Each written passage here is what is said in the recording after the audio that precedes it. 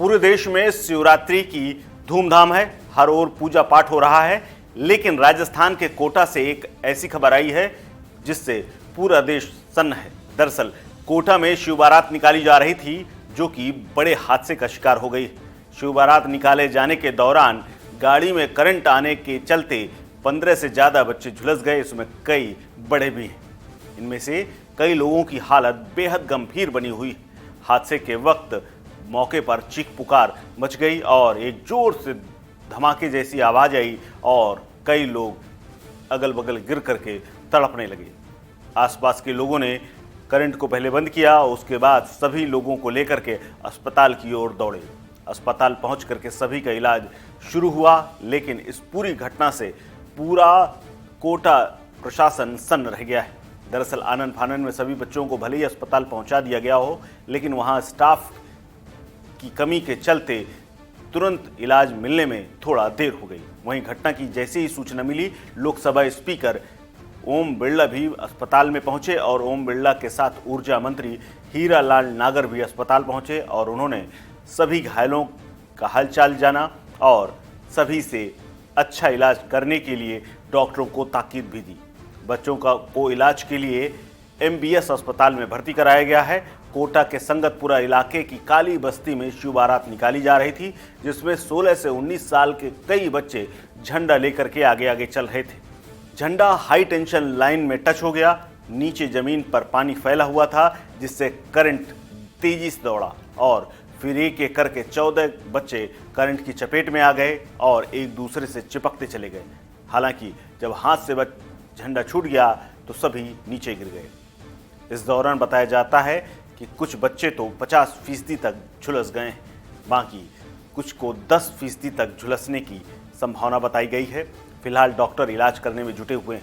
वहीं इस घटना के बाद लोकसभा स्पीकर और कोटा से सांसद ओम बिरला मौके पर पहुंचे और उन्होंने इस घटना की चपेट में आए बच्चों को देखा और उनका हालचाल जाना, साथ ही हादसे पर दुख भी जताया है। घायल बच्चों को हर संभव मदद किए जाने का भरोसा भी दिलाया है।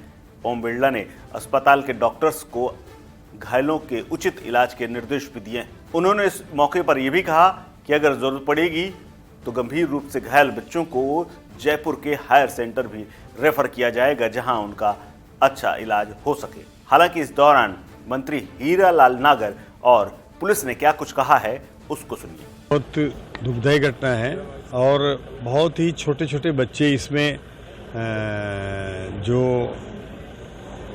हादसा हुआ है उसमें शामिल हैं और उम्मीद भी नहीं की सकती। बहुत ही उनको देख करके ऐसा लगता है कि कोई 5-6 साल से 8 साल 10 साल 12 साल 14 साल के बच्चे हैं। तो एकदम कैसे उत्साह में वो जो जुलूस में थे, कोई हो सकता है किसी के हाथ में लंबा पाइप झंडा रहा होगा जिसके टच होने से ये घटना हुई है और उसके जो चिंगारियाँ निकली, जिससे ज़्यादातर बच्चे उसमें झुलसने में आने से ये गंभीर घायल हुए हैं। 2 बच्चे ज़्यादा घायल हैं, एक 100% है और एक 50% है। प्रयास कर रहे हैं कि सबको हर मुमकिन सुविधाएं मिल जाए, दवाई की कोई कमी नहीं दी जाए। स्पेशल टीम बना करके और उनको देख करके और सुविधा दी जा रही है, कोई कमी नहीं आने देंगे और भगवान से प्रार्थना कर सकते हैं कि सब बच्चे जल्दी ठीक हो जाएं। एक्शन की बात करते हैं सरकार।